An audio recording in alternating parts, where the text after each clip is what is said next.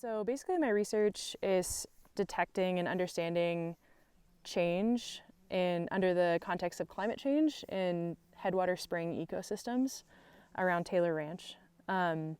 So basically the motivation for this project comes from observing climate change, especially in the western US. We're seeing earlier snowmelt timing and changes in quantity of snow throughout the winter, and also how quickly it melts off in the springtime.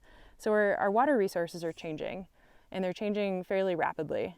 And a lot of our water that we rely on downstream starts at these springs up in the headwaters in the mountains. So they're really important water resources to study, and they've been pretty understudied in this part of the country. And they're really important here too, especially being in kind of a semi-arid climate. They're often like the only water resources for miles for wildlife and plants. So they provide a pretty important ecosystem. So they're important to monitor and study. And a lot of these springs out here have never been mapped. There's been a few researchers in the past that have started mapping these springs, but they haven't really been studied long term and over time.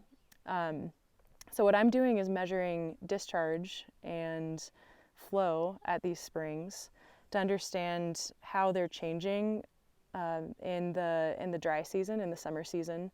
So from May to October, I'll come out here and measure discharge and soil moisture and water quality measurements as an indicator of change, and to understand how the springs are reacting to changes in snowmelt timing and precipitation.